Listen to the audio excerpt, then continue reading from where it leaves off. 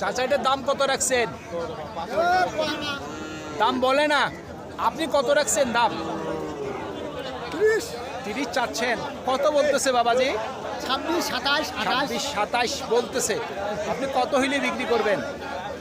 28, 29 28, 29। আপনার বাড়ির লালন পালন করা গরু হ্যাঁ। শুনছেন, 27 থেকে 28 পর্যন্ত বিক্রির টার্গেট ওনার। সুপ্রিয় দর্শক, হাট পরিক্রমায় আপনাদের জানাই স্বাগতম। আজ 21শে নভেম্বর 2024 রোজ বৃহস্পতিবার। আপনারা দেখছেন ঠাকুরগাঁ জেলার মাদারগঞ্জের হাটের দেশি বকনা গরু। এই হাটটি সপ্তাহে দুদিন বসে, সোমবার এবং বৃহস্পতিবার। সোমবারে হাটটি ছোট হয়, বৃহস্পতিবারে আংশিক কিছুটা বড় হয়। ভাই দাম কত রাখছেন? 30,000। কত বলতেছে? 23-24। কত হইলে বিক্রি করবেন? করেন, আমার তো বেশি লাগে, 25 পার লাগে। 25 পার কিন্তু হয় না। শুনছেন, 25,000 পর্যন্ত বিক্রির টার্গেট। এই গরুগুলি ঠাকুরগাঁ ডিস্ট্রিক্টের ভিতর সবচেয়ে কিন্তু কম দামের গরু। এই গরুগুলি কিন্তু ম্যাক্সিমামে কিন্তু গরিব মানুষরা করে থাকে।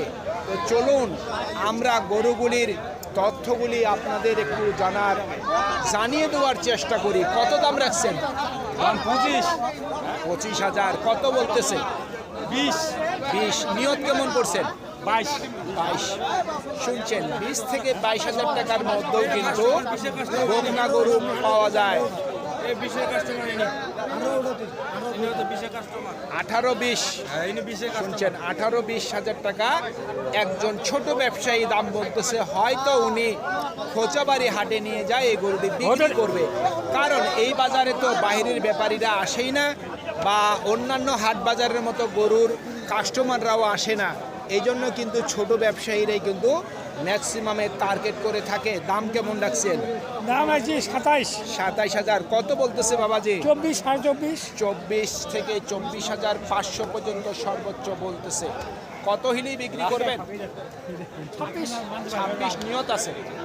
শুনছেন, 26,000 পর্যন্ত ওনার বিক্রির টার্গেট আছে।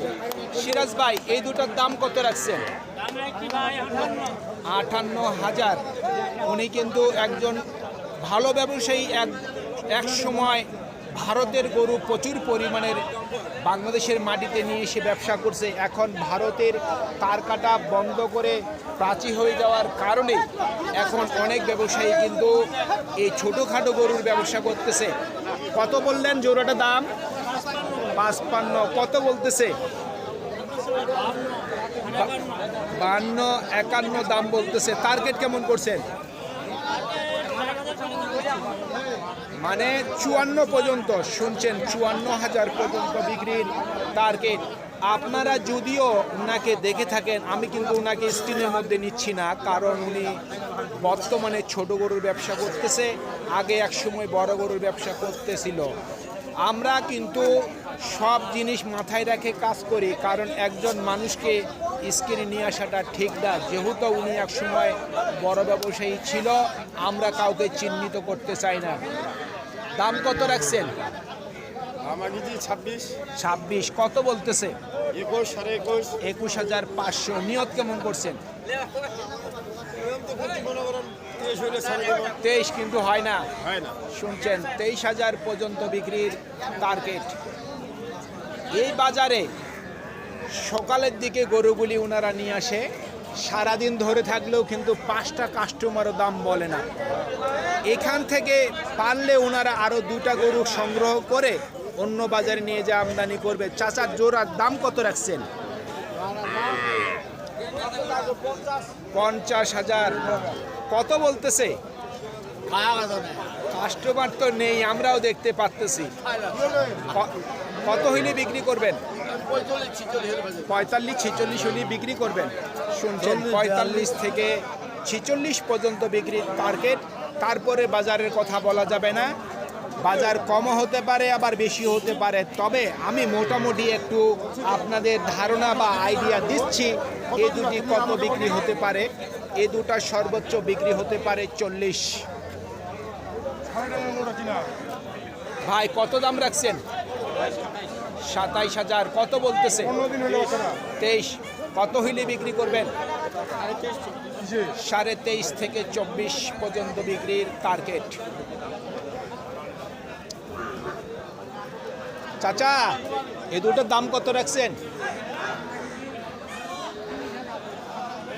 কত চাচ্ছেন? 30। জোড়া 30,000 টাকা। শুনছেন দর্শক, 30,000 টাকার মধ্যেও কিন্তু গরু পাওয়া যায়। কত বলতেছে চাচা একটু শুনি? 27 বলে। কত হইলে বিক্রি করবেন? 30। তাহলে দাম কত রাখছেন? 35 না 40? 35। আপনার নিজের গরু নাকি আপনাকে বিক্রি করতে দিছে? আপনি নিজেই ব্যবসা করতেছেন। শুনছেন,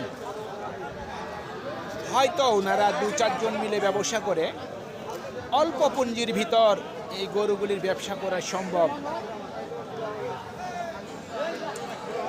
এখন ধান কাটা মারা চলতেছে। এই ধান কাটা মারার কারণেই কিন্তু এই গরুগুলির একটু মোটামুটি চাহিদা হবে, সামনের দিকে আরও হবে। তবে যখন প্রচুর পরিমাণের শীত আসবে আমাদের বাংলাদেশের মধ্যে, এই উত্তরবঙ্গের এই ঠাকুরগাঁ, পঞ্চগড়, দিনাজপুরে কিন্তু প্রচুর পরিমাণে ঠান্ডা আসে। এই ঠান্ডার সময় কিন্তু এই গরুগুলির বাজার কিন্তু ধসে নেমে যায়। এক কথায় বাজার নাই বলতে চলে, কিনা বেচা হয় না তখন।